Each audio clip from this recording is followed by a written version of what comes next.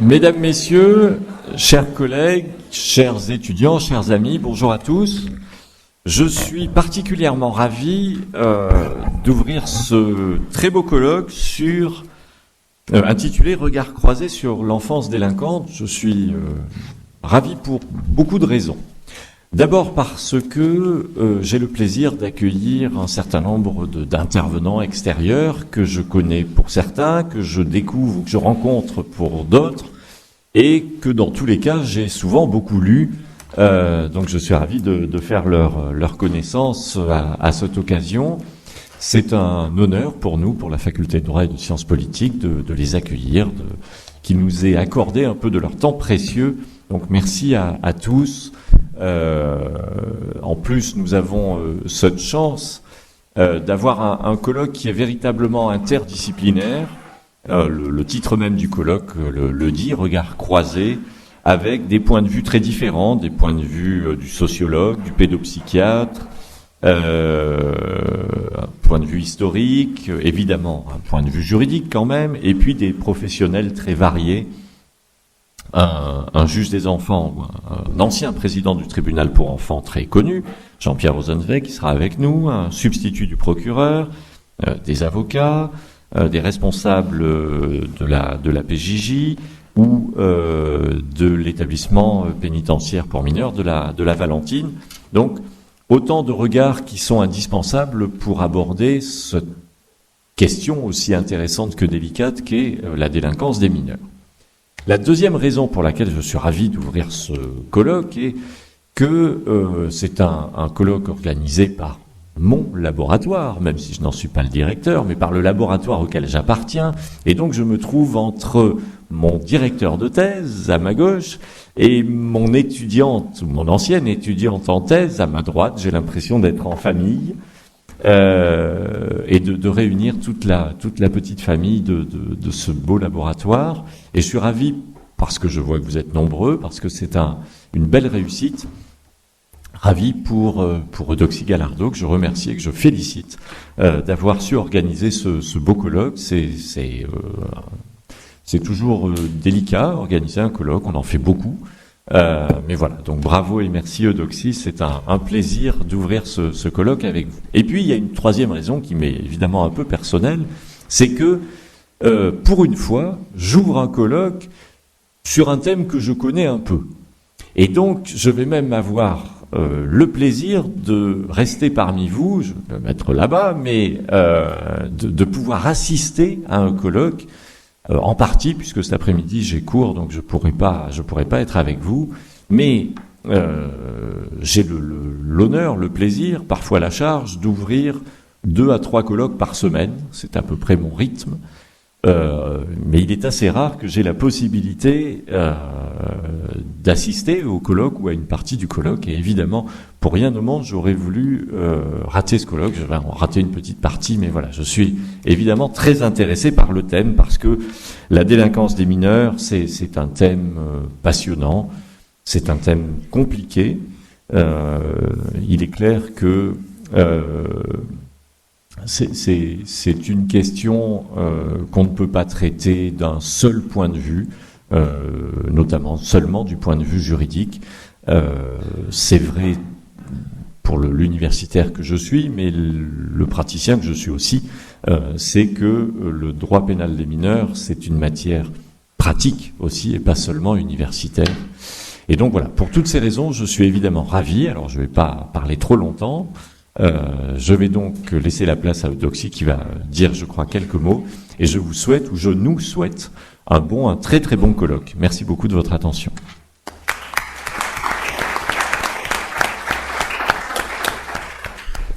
Merci, monsieur le doyen.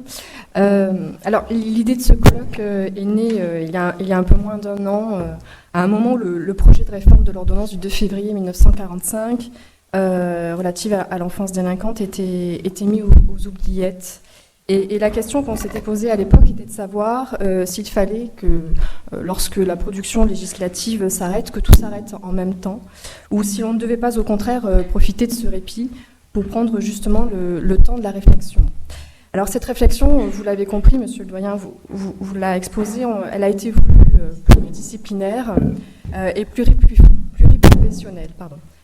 Pourquoi ? Parce que l'objectif de ce colloque est de réunir différentes disciplines et différents praticiens autour de la question de l'enfance délinquante. Réunir différentes disciplines, pourquoi ? Parce que bien souvent, on a tendance à faire dans les facultés de droit ce que le doyen Carboni appelait le panjurisme, c'est-à-dire que l'on a tendance à tout expliquer à travers le droit, tous les phénomènes de société, alors que le droit n'explique pas tout.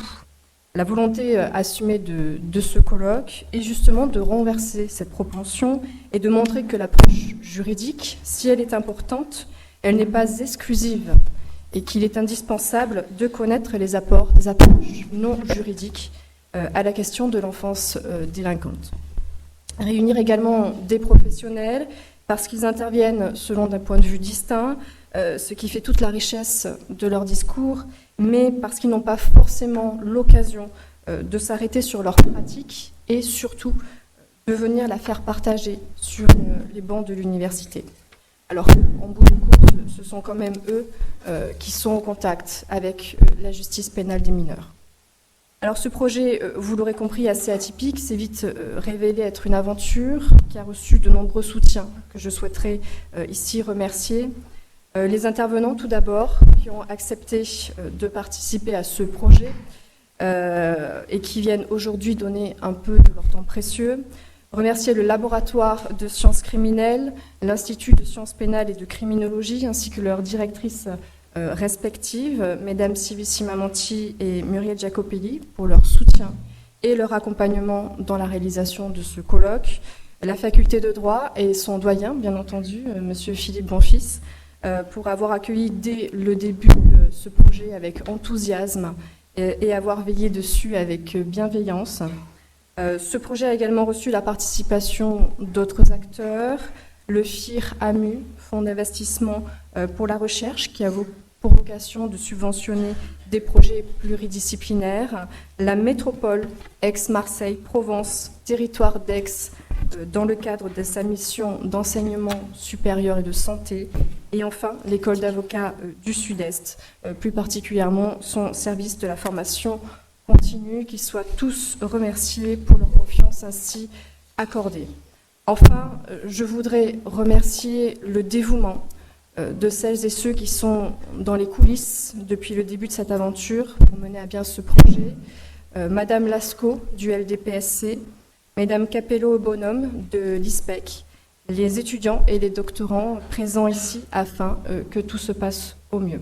Et puis vous remercie tous d'être aussi nombreux pour assister à cette journée. Je vous souhaite à tous un bon colloque.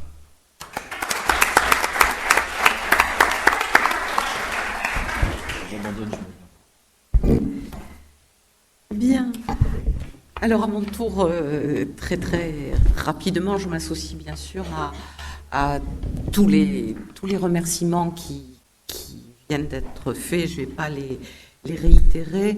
Donc je voudrais à mon tour remercier Eudoxie Gallardo qui a été en charge de l'organisation scientifique de ce colloque. Et nous en sommes très heureux sur un thème qui lui est cher, qui n'était pas celui de sa thèse, mais qui est celui de l'HDR, qu'elle soutiendra au mois de décembre sous ma direction en droit des mineurs. Voilà, alors, le rôle du président de séance est un peu ingrat, puisque nous commençons déjà avec retard. Donc cette première matinée est consacrée aux approches de l'enfance délinquante, des approches diverses.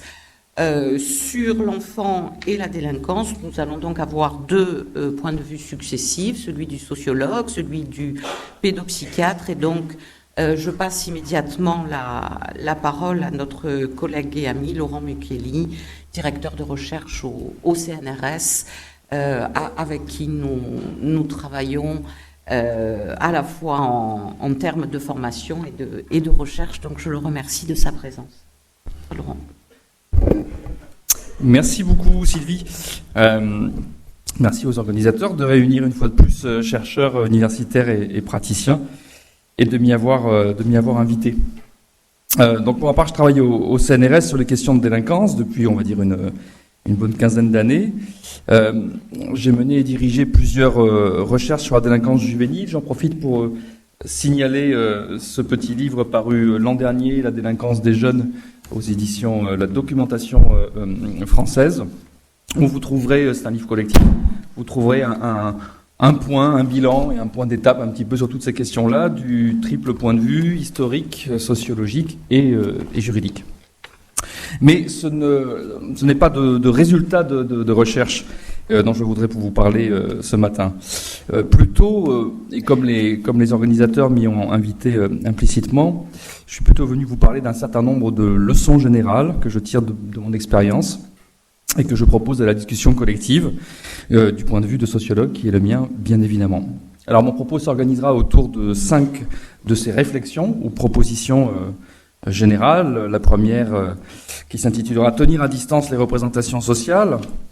La seconde, « Refuser le simplisme des explications monocausales ». La troisième, « Reconnaître la diversité, la complexité du réel ». La quatrième, « Contribuer à améliorer les capacités de diagnostic pour améliorer les prises en charge ». Et enfin, la cinquième, contribuer à élever le niveau quelque peu faible du débat public. Tenir à distance les représentations sociales. Trop souvent, les expertises diverses sont convoquées de multiples façons pour confirmer ou démentir, sinon des préjugés, du moins des représentations sociales préconstruites. Parfois même les discours, y compris des discours académiques, reposent eux-mêmes sur des prémices qui relèvent de ces représentations. Et ces représentations sont légion depuis que l'enfance délinquante a été constituée en problème public, quelque part aux environs de la fin de la première moitié du XIXe siècle, comme mon collègue Jean-Jacques Guifforet, ici présent, le rappellera certainement tout à l'heure.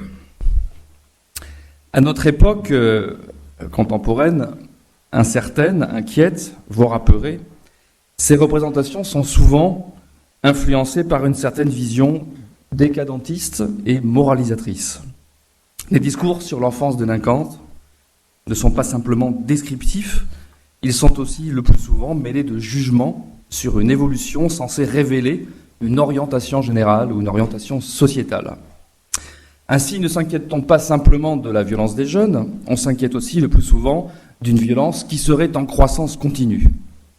Ouvrez les guillemets, ils sont de plus en plus jeunes et de plus en plus violents, point d'exclamation, fermez les guillemets. Voilà la grande phrase que j'entends répéter en boucle depuis le début de ma carrière. Et quelques lectures historiques, là aussi, permettent vite de comprendre que nos prédécesseurs du XXe siècle et même de la fin du XIXe siècle ont également entendu et souvent colporté cette idée. Ainsi donc, à en croire les représentations dominantes du débat public, finalement la délinquance ne cesserait de rajeunir et de devenir plus violente depuis plus de 150 ans. Alors quoi, faut-il anticiper qu'au XXIe siècle, les nourricerons braqueront les banques ? Mon petit doigt me dit que ce n'est pas sérieux.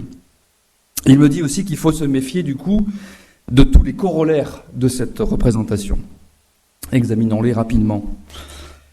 Ouvrez les guillemets, avant il n'y avait que des délinquants dans les villes, maintenant aucun territoire n'est épargné, fermez les guillemets. Ah, encore une belle représentation multiséculaire, celle des vertueuses et paisibles campagnes versus la ville, tous ses vices et toutes ses maladies. Pluriséculaire. Autre exemple, ouvrez les guillemets, avant il n'y avait que des garçons, maintenant les filles aussi deviennent violentes, fermez les guillemets. Ah, que n'ont-elles délaissé le pouponnage et la couture ?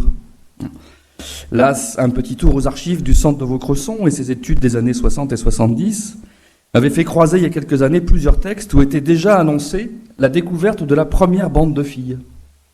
Il y a 50 ans donc. Bizarrement toutefois, les statistiques disponibles sur la moyenne durée indiquent que le partage global des sexes en la matière est l'un des plus immuables qui soit. Nous tournons toujours plus ou moins avec nos 90% de garçons et 10% de filles. Et le temps qui passe n'y change rien. Pourtant, les statuts sociaux des hommes et des femmes évoluent fortement depuis les années 60. Mais il faut croire que la construction psychosociale du genre masculin et du genre féminin constitue une donnée sociologique si profonde que 50 ans de lois atténuant la domination des femmes ne l'ont pas encore entamé.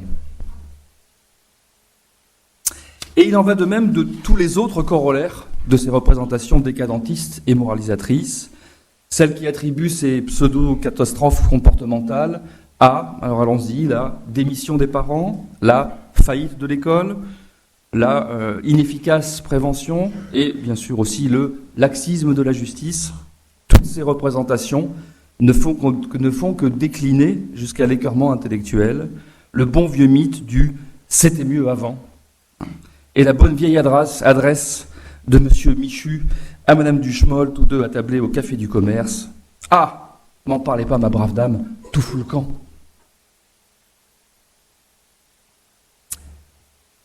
Deuxième proposition, refuser le simplisme des explications monocausales.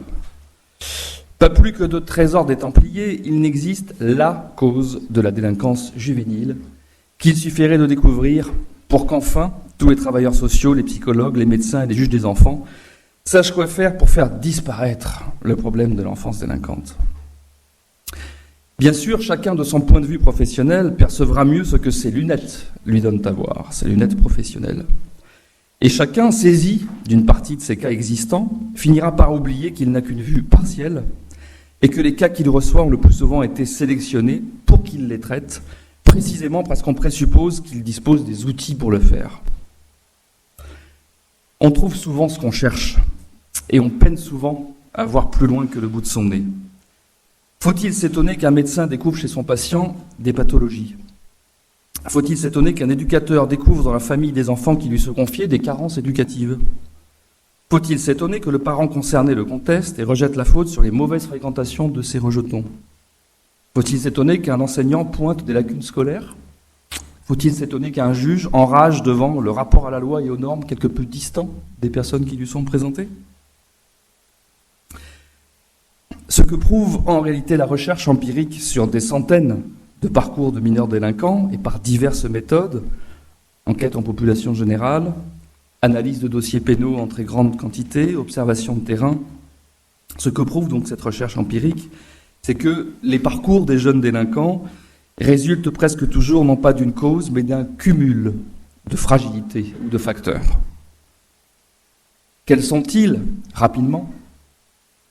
Du point de vue sociologique, les principales fragilités ou les principaux facteurs sont à comprendre dans l'histoire de vie de ces jeunes depuis leur conception, à travers leur développement au sein des 3 grandes instances de socialisation que sont la famille, l'école et le lieu de résidence. Troisième proposition, reconnaître la diversité et la complexité du réel. Alors ces fragilités et ces facteurs sont eux-mêmes divers. Ils n'impactent pas nécessairement les enfants de la même façon, ils ne se cumulent pas nécessairement non plus, ni dans le temps, ni dans l'espace. La réalité est complexe. La réalité, c'est la diversité. Et trop souvent, nous essayons de faire rentrer la complicité dans le carcan de nos idées simples. Or, le devoir professionnel, qu'on soit académique ou praticien, nous impose au contraire de complexifier nos idées. Soyons clairs, disons-le fortement, il n'y a pas une enfance délinquante, mais des enfances délinquantes. Il faut donc construire des typologies, organiser la complexité, complexifier nos diagnostics, dépasser nos seules catégories, qu'elles soient médicales, juridiques ou sociologiques, assumer et mettre au travail une certaine pluridisciplinarité. Alors il y a de nombreuses façons pour tenter d'organiser cette complexité, pour construire des typologies, chacun se dote de ses outils. Ce serait un sujet de discussion à part entière, me semble-t-il, et où, encore une fois, universitaires et praticiens auraient grand intérêt à se rencontrer et à discuter plus souvent. Pour ma part, j'ai souvent coutume de proposer comme illustration et comme première approche de cette complexité une petite typologie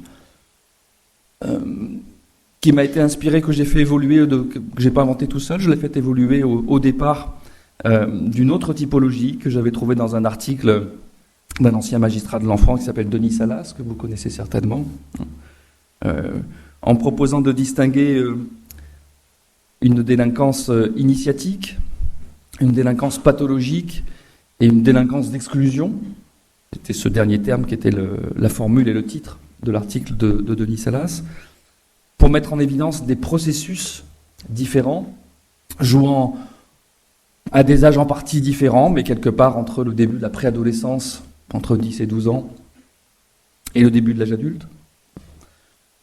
Pour pointer cette diversité, mettant en œuvre les diverses méthodes, enquête en population générale, enquête par exemple de délinquance auto-reportée, des enquêtes qui sont réalisées le plus souvent dans les établissements scolaires, de façon anonyme, par questionnaire, et qui permettent de mettre en évidence qu'un certain âge de la vie, quelque part entre la préadolescence et le milieu de l'adolescence, transgresser les normes, défier l'autorité des adultes, avoir des conduites à risque, ne sont pas l'apanage d'une minorité d'enfants problématiques issus de familles en difficulté et autres, mais sont au contraire, dans certains cas, des comportements majoritaires qui nous imposent donc de penser une catégorie, d'où cette idée de délinquance initiatique, on peut trouver un autre mot si on veut, pour souligner cette dimension-là, qui au fond, parmi nos adolescents, et si on fait un petit effort de mémoire, ceux que nous fûmes, n'a jamais commis une transgression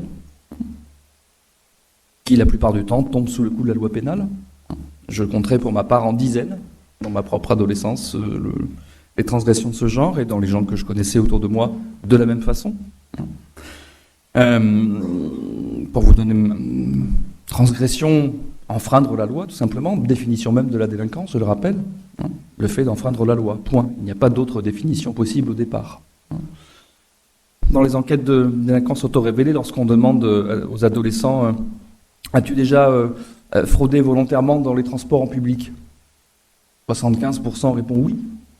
Voilà, une donnée intéressante, par une petite minorité de gens cumulant des problèmes pathologiques particuliers. Bien. Donc nécessité d'avoir ce genre d'outils pour penser plus largement l'adolescence. Délinquance pathologique, oui, nécessité, en l'occurrence pour le sociologue, très vite de rencontrer le psychologue ou le psychiatre pour penser les parcours qui, au contraire, sont marqués par de très graves problèmes familiaux, parfois dès la prime enfance, qui déterminent divers types de pathologies. Délinquance d'exclusion pour penser, là aussi, la concentration dans l'espace social de certains types de parcours délinquants, dans certains quartiers en particulier, les quartiers qui cumulent par ailleurs tous les facteurs d'exclusion, d'où le petit mot proposé, délinquance d'exclusion. Bon, une façon de penser les choses, je ne peux pas la développer. Il peut y en avoir évidemment beaucoup d'autres, simplement, encore une fois, pour souligner la complexité, la diversité du réel et la nécessité d'avoir plusieurs outils pour les penser. Quatrième proposition, contribuer ainsi à améliorer les capacités de diagnostic pour améliorer les prises en charge. Cette complexification de nos analyses ne constitue pas simplement un enjeu intellectuel, elle est aussi un enjeu social et professionnel. Complexifier nos analyses signifie améliorer nos diagnostics, mieux éclairer les décisions et au final, rendre plus efficaces nos prises en charge. On retrouve ici, encore une fois, l'importance de cette rencontre entre chercheurs et praticiens. Quel drame ce serait pour le praticien et pour les jeunes qu'il prend en charge que de n'avoir qu'une seule grille de lecture dans son diagnostic et qu'un seul type de réponse. On en viendrait à ne remplir qu'une grille avec quelques items. On en viendrait à faire prédominer définitivement les faits sur les personnalités. Au passage, les juristes, la plupart d'entre vous seraient malheureux qu'on enterre le grand principe de l'individualisation de la peine. Le tout a fortiori si nous sommes tous de plus en plus pressés par le temps et pressurisés par les logiques de gestion de flux.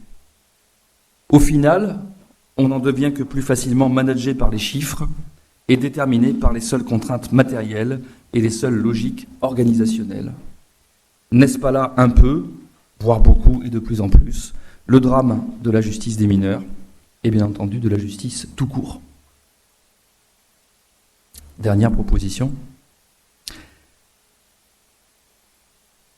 Finalement, qui est le plus responsable de ces difficultés? Nos analyses insuffisantes, bien entendu.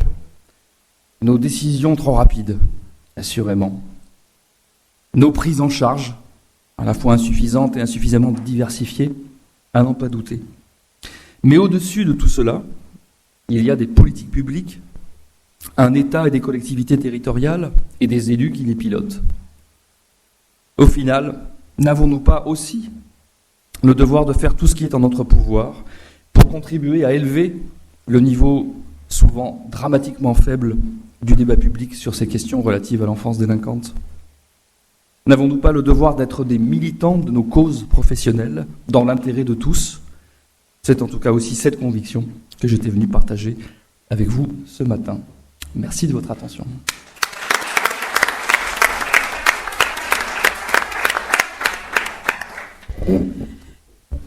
Merci beaucoup, Laurent, de cette remise en cause des idées reçues. Elles sont nombreuses en la matière et du simplisme qui règne parfois en ce domaine. Et merci de ces propositions, notamment en termes de typologie et de méthode.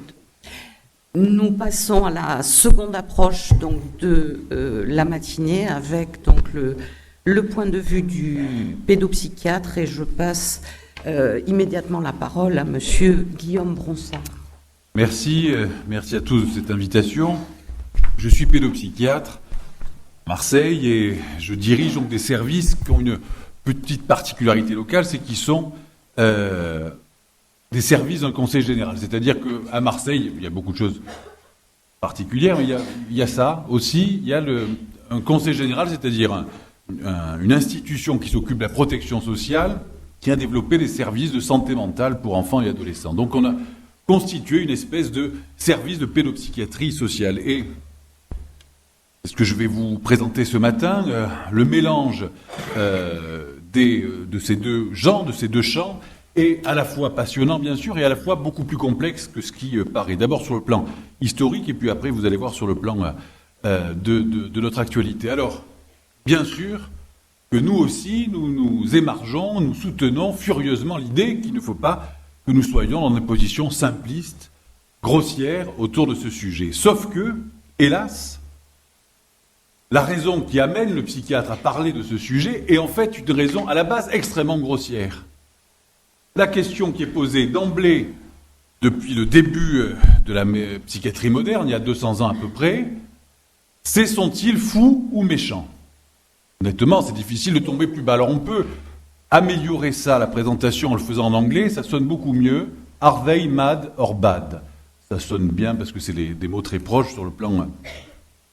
Cet ultra-simplisme est en fait en permanence dans nos réflexions, nos échanges, nos conflits, nos débats, nos combats, et on doit s'extraire en permanence de cette simplicité à les ranger soit chez les fous, que de toute façon on va enfermer, soit chez les méchants, qu'il faudrait aussi enfermer. Finalement, c'est une préséance qui aurait une conséquence pas très différente, puisqu'à la fin, ils sont soit à l'hôpital, soit en prison. Donc, on part de cette chose très simple, et on va essayer, je vous assure que je vais tenter en tout cas de complexifier un peu, parce que il y a deux moments assez importants dans le flirt entre la psychiatrie, entre la médecine d'un côté et la justice, en particulier autour des enfants. Il y a comme le disait Laurent Mucchielli, la fin de la première moitié du XIXe siècle, au moment où se constituent les idées autour de l'enfance délinquante, eh bien, en même temps se constitue la psychiatrie moderne, avec une question autour de l'expertise, c'est-à-dire la personne que je rencontre, est-elle responsable, est-elle consciente, est-elle moralement dans une responsabilité sur ce qu'elle a fait de criminel, délictueux, ou enfin en tout cas de dangereux. Puisque c'est ça qui va chercher la psychiatrie depuis le début, c'est aider le groupe, la société, l'État, à réguler des personnes qui ont, de façon réelle ou supposée, peu importe, un impact perturbateur sur l'ordre. Je vous dis ça pour voir à quel point on est proche sur le plan historique et idéologique. Et on a, vers les années 1840, un exemple qui a été travaillé par Michel Foucault, l'exemple de Pierre Rivière, donc un grand adolescent qui a tué sa mère, son frère, sa sœur, et dont la question, en étant dans les années 1830-1840, est la question que les psychiatres veulent porter avec force, c'est est-il responsable ou pas? Alors, le débat est lent, passionné, violent, et donc ils arrivent à peu près à la conclusion qu'il n'est pas responsable de ça et que donc il peut éviter la peine de mort. Et lorsque Pinel, le psychiatre, va lui annoncer, il s'est pendu dans sa cellule. C'est-à-dire que c'était pas tellement le but principal du psychiatre, était à ce moment-là non pas nécessairement de soigner, de modifier les choses, mais au tout début, on le verra après que ça arrivera de façon secondaire, de classer par des expertises, ça existe bien sûr encore, de savoir s'il est responsable ou pas de ce qu'il a fait. Un peu plus tard, et là c'est la fondation de la pédopsychiatrie, c'est-à-dire la psychiatrie en tant que discipline organisée, c'est les années 20 du XXe siècle, 1920-1930, Georges Hier organise et crée le premier service de psychiatrie de l'enfant et de l'adolescent à partir d'un foyer pour délinquants. C'est-à-dire que c'est dans un foyer pour jeunes délinquants, alors c'était un peu plus large, délinquants, errants, vagabonds, inadaptés, irréguliers, donc un groupe large de toute l'enfance irrégulière. Et c'est dans ce foyer, dans cette fondation, à l'époque c'est un patronage, il va créer le premier service de pédopsychiatrie. C'est très important pour vous montrer à quel point la psychiatrie de l'enfant est proche dans son histoire, dans sa constitution, dans sa façon de penser de la problématique de la délinquance des mineurs. En fait, à cette époque-là, quelque chose de nouveau et de très humaniste et de très lumineux mobilise la médecine et la psychiatrie, autour en particulier de la psychanalyse, où nous pouvons nous mettre à comprendre que les actes, y compris les transgressions, y compris les crimes, peuvent avoir un sens particulier et spécifique dans l'histoire du sujet et qui peuvent exprimer un conflit interne, personnel, et que si, c'est là le grand espoir, si nous arrivons à modifier, à guérir ce conflit interne, eh bien peut-être nous pourrons supprimer ces répétitions d'actes transgressifs, etc. Donc là, on bascule vers la possibilité de soigner, de modifier avec une éthique soignante, de modifier les comportements. À l'époque, ça s'appelle l'orthopédie mentale. C'est-à-dire, on peut modifier en ayant compris pourquoi il a fait ça, en ayant compris dans son mécanisme psychologique qu'est-ce qui coince, qu'est-ce qui bloque, eh bien, on va pouvoir essayer de modifier, de débloquer cela. Quelques années après, pour vous montrer encore à quel point les deux champs sont extrêmement en flirt permanent, une des rares théorie quasi spécifique de la pédopsychiatrie, la fameuse théorie de l'attachement, pour ceux qui l'ont entendu parler. En gros, c'est la capacité que les humains ont, dès la naissance, à s'attacher à une figure d'attachement, les parents en général, dans le modèle initial, c'est la mère, et grâce à cet attachement, une sécurité psychique interne se développe qui va permettre au petit humain d'avoir un peu moins peur. Et en ayant un peu moins peur, il va pouvoir se redresser, se développer, apprendre, progresser, créer, etc. John Bowlby, ce psychiatre anglais dans les années 50, a une commande de l'OMS sur cette idée de l'attachement et il va prendre l'exemple de l'étude de l'histoire personnelle d'une dizaine de délinquants. Donc là encore, c'est à partir de jeunes délinquants que va s'élaborer une des théories les plus fondatrices, la plus organisatrice de la culture pédopsychiatrique dans les années 50. Le flirt est non seulement grand, et en plus donc est productif. Il a produit au début du 9e la psychiatrie moderne, et puis au début du 20e la pédopsychiatrie moderne. Donc, retenons deux éléments de cette histoire.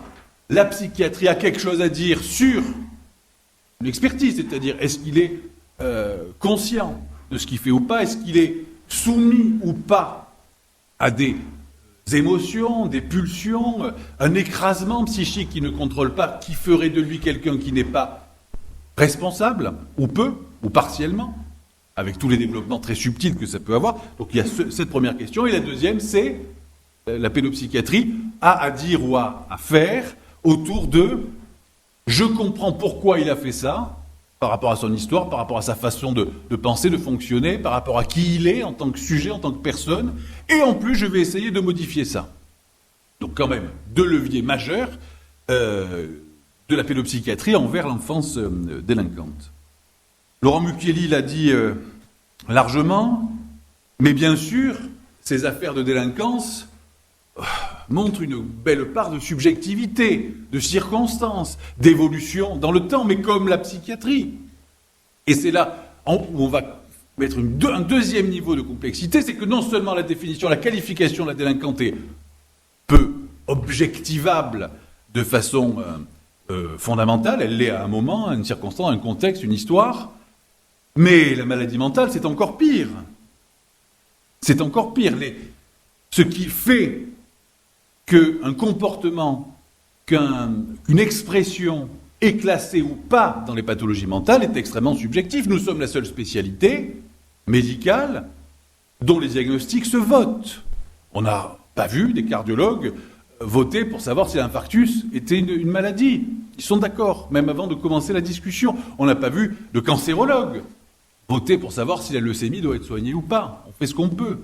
En psychiatrie, tous les 10, 15 ans, des consensus essayent de s'élaborer, des regroupements internationaux se font pour dire si être comme ça, faire comme ça, penser comme ça, se montrer comme ça, est une pathologie ou pas. C'est important, car à chaque fois que vous allez lire ou entendre que ceci est une pathologie ou pas, il faudra que vous ayez cette possibilité de relativiser, non pas que c'est faux, mais que la maladie s'est construite là aussi à un moment donné.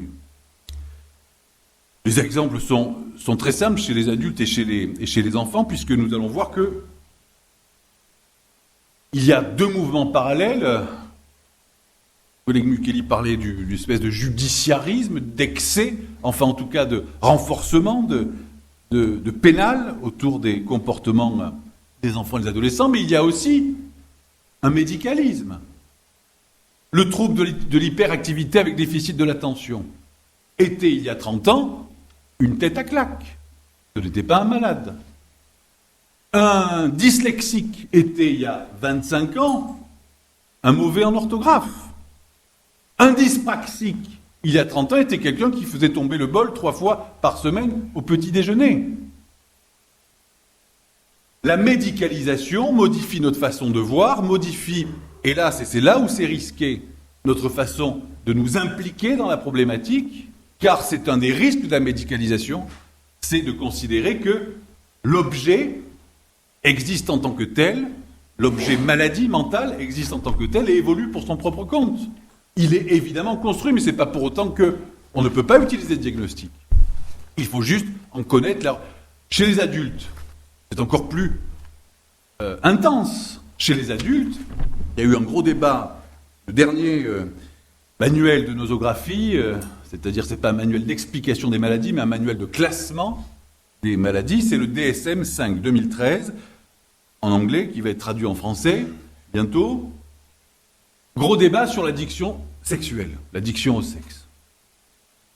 Avec la difficulté de savoir si c'est une maladie ou pas. Il est très intéressant de savoir, d'abord que cela n'a pas été retenu, c'est-à-dire qu'après débat, nous pouvons considérer que ce qui aurait pu être une maladie, n'en est plus une, et que celui qui a eu 3 aventures dans la semaine ne sera pas aidé par la psychiatrie. Le lobbying, c'est à New York que ça se passe, le lobbying des avocats était tout à fait intéressant, et c'est là où vous voyez les connexions assez déconcertantes qu'il peut y avoir entre la psychiatrie et le droit.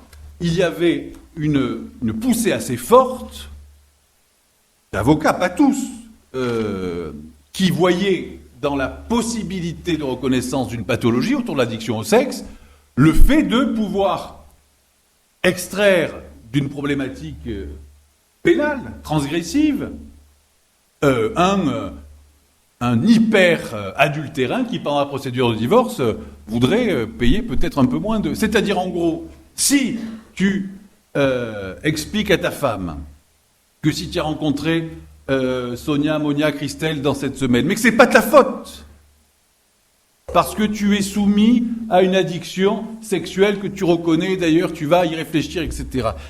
Vous imaginez à quel point il y a des risques de glissement de sens. Alors sur l'addiction au sexe, c'est peut-être amusant, parce qu'honnêtement, la définition, elle n'était pas très approfondie. C'était qu'il fallait effectivement un rythme sexuel élevé. Bon, ça jusque-là, certains s'enorgueillissent. Il fallait secondairement quand même, il y avait une dimension morbide quand même, il fallait que cela ait des conséquences fâcheuses sur ta vie de tous les jours. Il suffit que ta femme te découvre. Ça, c'est fâcheux. Donc, en gros, vous voyez à quel point, selon comment on se positionne, on peut tordre un diagnostic dans des intérêts, mais même pas consciemment. Je ne dis pas que les avocats étaient tous cyniques, ils ne le sont pas tous quand même. Juste, ils se disaient, voilà, ça serait une possibilité. D'autres syndromes sont aussi encore intéressants parce qu'en plus, ils mêlent judiciarité et psychiatrie. Le syndrome de l'aliénation parentale, un syndrome qu'on pourrait appeler juridico-médical. Un syndrome qui n'a d'utilité que dans le cadre des procédures dans les tribunaux, très peu chez les psychiatres, mais qui ont besoin d'argumentation psychiatrique. Je ne vais pas m'étendre spécifiquement sur ce syndrome, mais le syndrome de l'aliénation parentale est quelque chose qui n'a pas été retenu non plus dans le consensus, les débats, les discussions, etc., dans les classifications, parce que la définition était bien trop subjective et bien trop dépendante des intérêts ou des inquiétudes de l'un contre l'autre. Le pervers narcissique, c'est à peu près la même histoire. D'ailleurs, le syndrome de l'aliénation parentale est le miroir direct de la construction du pervers narcissique. Le syndrome de l'aliénation parentale, c'est le pervers narcissique des femmes, et le pervers narcissique, c'est chez les hommes. C'est-à-dire quelqu'un qui est antipathique, dominateur, écrasant, cynique, un sale type, quoi. Mais un sale type, ça dépend un peu de qui il a en face aussi. Il y avait hier, je lisais dans Le Monde, on a quand même encore un tout petit article sur la prévalence de la psychopathie chez les dirigeants d'entreprises aux États-Unis, 20%. 20% de psychopathes dits pervers.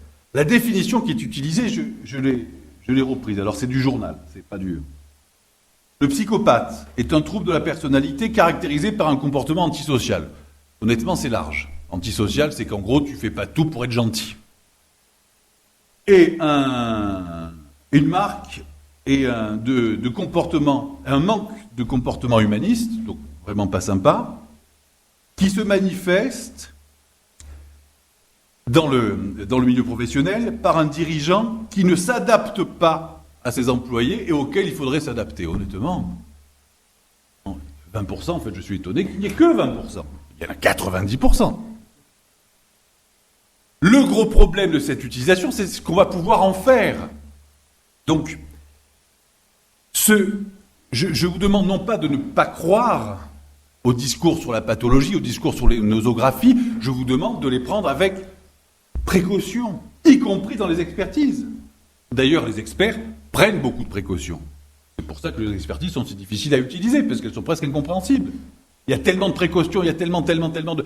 Mais il n'est pas possible que nous nous positionnons, en particulier chez l'enfant et l'adolescent, sur « il est malade » ou « il ne l'est pas du tout ».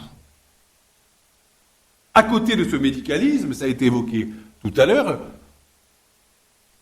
un renforcement du judiciarisme. Certains appellent ça l'envie pénale chez les psys.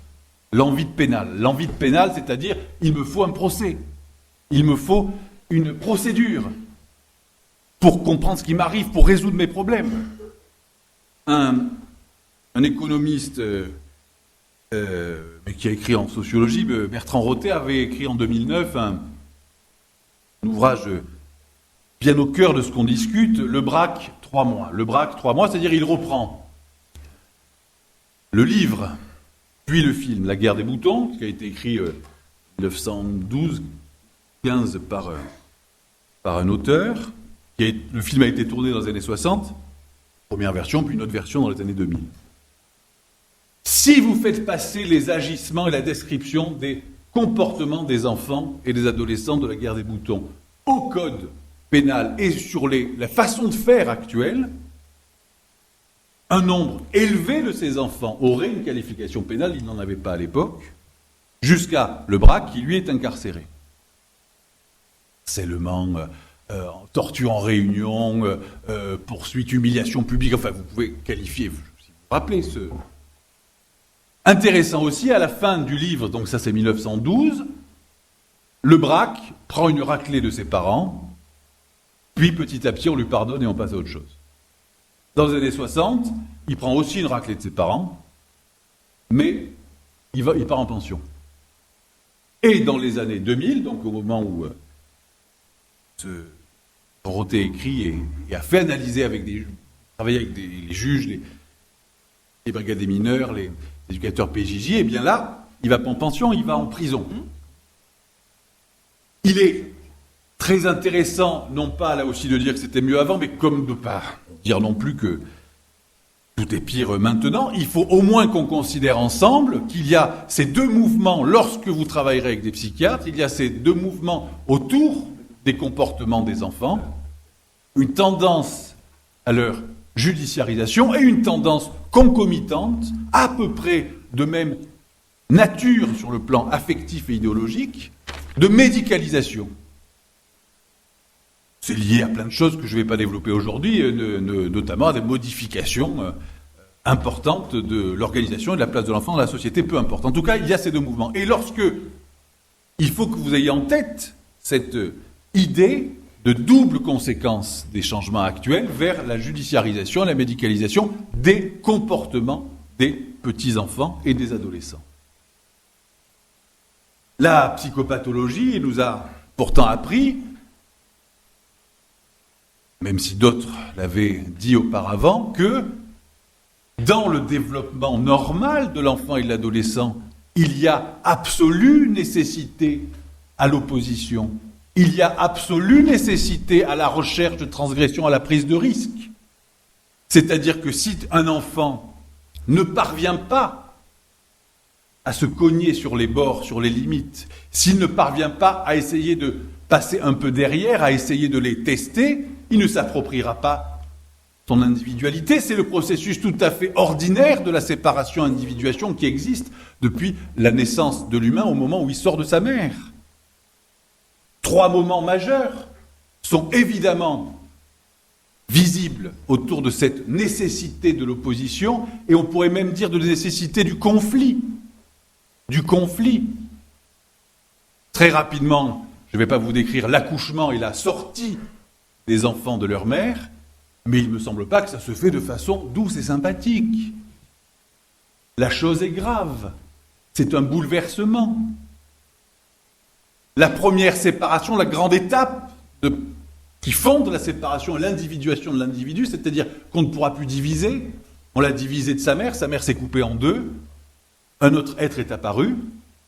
Au moment où elle est coupée en deux, au moment où il lui est arraché, cet enfant, eh bien sûr que nous sommes dans la conflictualité, nous sommes dans l'intensité, nous sommes dans la gravité. C'est tout à fait fondateur du psychisme humain. Dès lors que cet enfant va être sorti, il va être pris dans un piège, un paradoxe, qui fait qu'il a autant besoin d'être protégé, caché, réconforté, vers le ventre, vers le sein, mais au risque de l'étouffement. Il a autant besoin de ça que d'être poussé vers l'extérieur, la tête tournée vers le monde, et qu'on lui apprenne à se tenir droit, seul. C'est cette tension paradoxale entre une piste et son opposé, c'est-à-dire j'ai besoin de te protéger, de te ramener à moi, et j'ai besoin de t'éloigner de moi. pour que tu grandisses, pour que tu crées autre chose que ce que je te donne.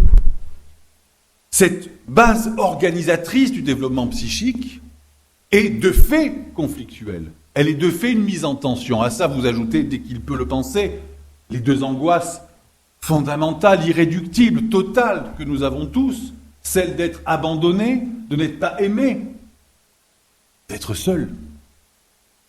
C'est très tôt que nous avons cette angoisse et qui ne part jamais. Nous avons plein de solutions pour se rassurer, bien sûr. Et la deuxième, évidemment, celle de destruction, de la mort, de la disparition.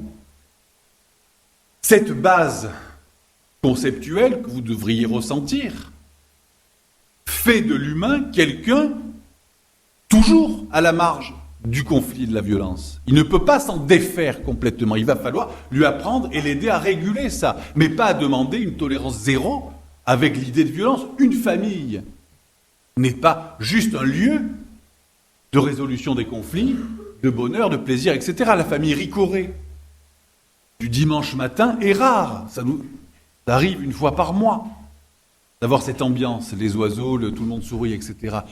La famille est aussi un lieu de perte, de peur, de trahison et de construction de conflits, comme elle est un lieu de résolution des conflits. C'est les deux. Pour comprendre le développement psychique humain, il faut comprendre ces deux facettes, sans vouloir absolument penser qu'une seule compte. Et c'est grâce à ces deux facettes paradoxales qu'une mise en tension, une mise en équilibre existe et que nous avançons. C'est comme ça que le langage se développe, parce qu'il y a un écartement qui nous tient et qui nous fait créer. Alors, ça, c'est ce qu'a pu apporter éventuellement la psychologie, la psychopathologie. Venons à la médecine, à la psychiatrie plus basique. Les délinquants, les études le montrent, les délinquants mineurs ont des prévalences, c'est-à-dire des taux de troubles mentaux repérés sur les manuels, autour de 90%. 90% des délinquants, en tout cas ceux incarcérés, je vous dis ça parce qu'en fait il est très difficile d'étudier les délinquants en dehors de la prison parce qu'ils courent tout le temps. Le seul endroit où tu es sûr de les voir pour les interroger, les examiner, mesurer, etc., c'est lorsque c'est fermé. C'est pas qu'ils sont plus intéressants, c'est qu'au moins tu peux les voir. Donc les taux sont souvent autour des incarcérés. Le problème dans ces 90%, c'est énorme. 90%, la moyenne nationale, avec les mêmes codes diagnostiques, c'est autour de 10%. Ça serait 9 fois plus. Mais sur ces 90%, 70%, c'est ce qu'on appelle le trouble des conduites, qui est une risque élevé de confusion avec les actes de délinquants en soi. Le trouble des conduites, je ne sais pas si vous avez entendu parler de sa définition, elle est assez difficile à manier. Il faut que l'enfant ou l'adolescent, ça a été plutôt écrit pour les adolescents que les enfants, d'où une des difficultés du débat sur le rapport de l'INSERM il y a 10 ans.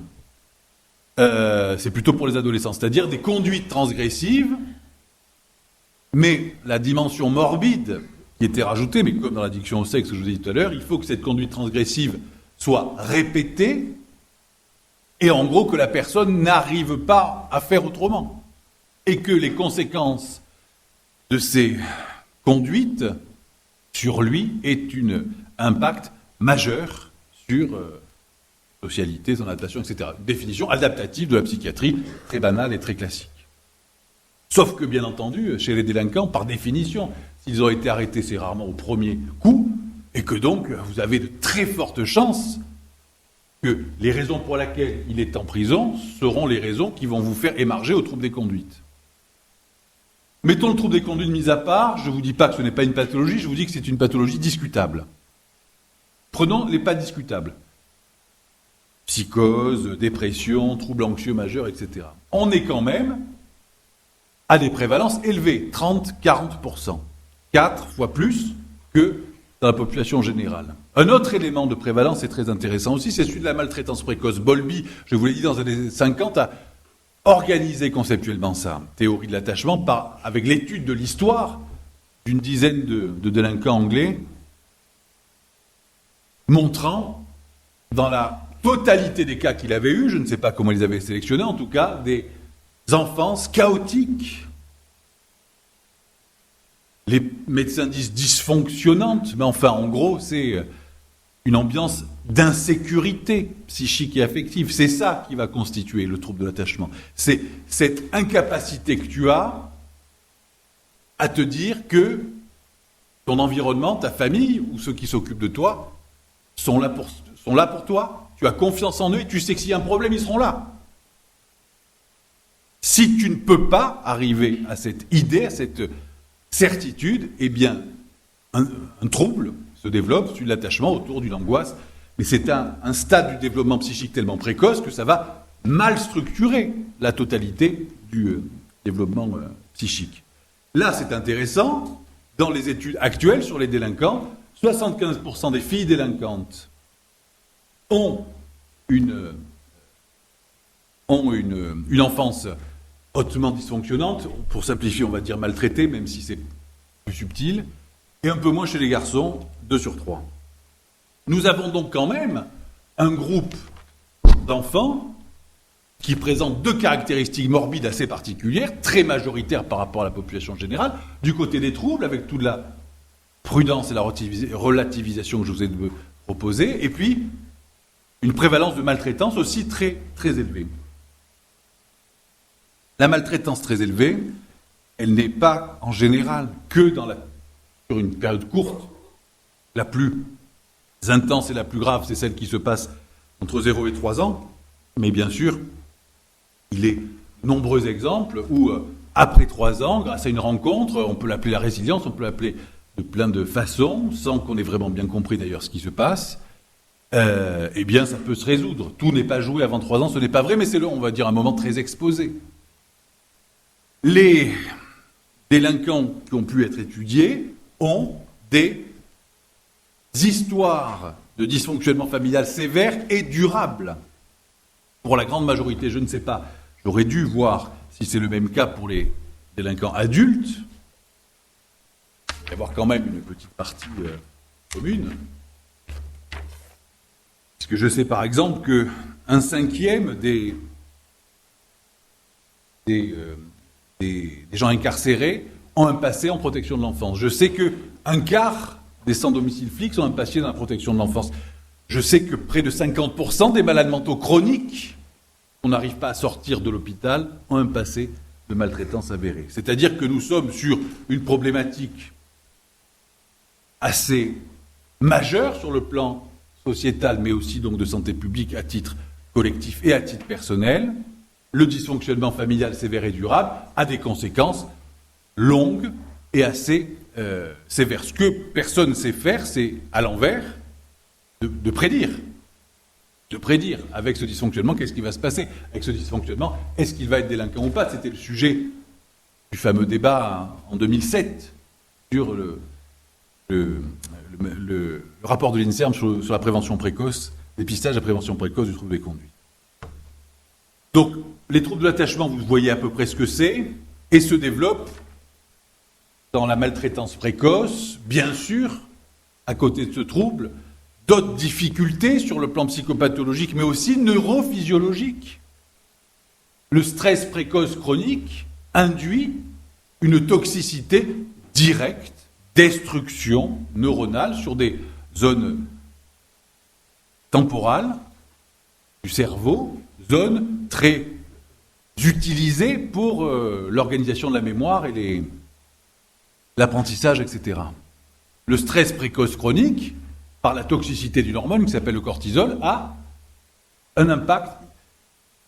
Il y a de nombreuses explications pour corréler un dysfonctionnement psychique assez large, des comportements impulsifs, mal régulés, mais aussi transgressifs, par cette histoire de maltraitance précoce. Donc, ça, vous voyez, c'est 2 éléments simples que la pédopsychiatrie, la psychologie, peut amener. Mais pour qu'on aille un peu plus loin, je conclurai avec ça, pour qu'on puisse mieux analyser les profils psychologiques, médicaux, historiques des jeunes délinquants, des jeunes enfants délinquants, il faut absolument que nous puissions travailler avec, et c'est cette sempiternelle interdisciplinarité, cette pénible interdisciplinarité, on ne peut pas l'éviter. Je vous dis pénible parce qu'honnêtement, c'est pas toujours amusant et facile de parler avec des gens qui comprennent rien à ce que tu dis. C'est pas toujours sympathique et rigolo que des gens te disent des choses auxquelles tu comprends rien. Et tu es obligé de dire oui parce que tu es poli. C'est-à-dire qu'un des problèmes majeurs de la multidisciplinarité, c'est qu'il faut une préparation très lente, très patiente de la rencontre des disciplines. Ce n'est pas vrai du tout qu'il suffit de se tendre la main pour se comprendre. Ce n'est pas vrai du tout qu'il faut laisser entrer le soleil et ouvrir les fenêtres pour que tout aille bien. Ça marche pas. Dès que c'est compliqué, dès que nous sommes en difficulté dans nos postures professionnelles, nous avons besoin au contraire de nos disciplines. Nous avons au contraire besoin de nos identités, de nos repères. La multidisciplinarité est quelque chose de très précautionneux, de très patient, de très lent, avec lequel il faut être modeste. Mais si nous voulons avancer un petit peu sur ces histoires de connaissances médicales ou psychologiques sur l'enfance délinquante, il va bien falloir que les sociologues nous aident à circonscrire, à définir de quel groupe il s'agit et de quel groupe je suis en train d'étudier, que les spécialistes du droit arrivent à construire avec nous à quoi correspond cette qualification pénale de ce comportement. Parce qu'on ne peut pas étudier les délinquants, ça a été dit. Il faut qu'on étudie des groupes un petit peu homogènes, autrement il nous faut étudier des milliers et des milliers de... Si on veut faire à la française, c'est-à-dire sur 200 cas, et non pas l'américaine sur 10 000, si on veut faire à la française, il faut qu'on soit très précis avec les sociologues et les spécialistes du droit pour qu'on isole des groupes qu'on va étudier. Donc c'est sur ça que je vais conclure. Des avancées, bien sûr, qu'il y en a eu, on peut en faire encore, des reculs, peut-être il y en a eu aussi, mais il faut que nous arrivions à construire un espace de recherche commun. Ça existe bien sûr dans plein d'endroits déjà, mais plus psychologie et sciences sociales que médecine et sciences sociales. Donc c'est ma promotion du jour, un espace de recherche médicale en association avec le droit et la sociologie. Merci. Merci.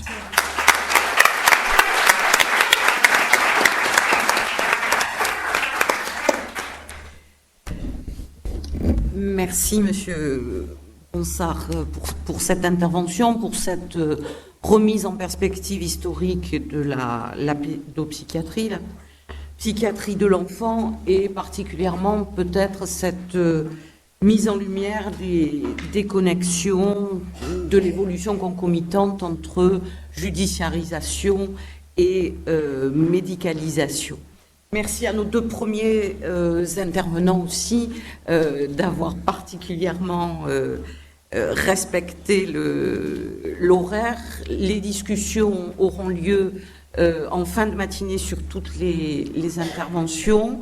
Donc nous avons maintenant une petite pause de un peu moins d'un quart d'heure avant la deuxième partie de la matinée. Et sur les...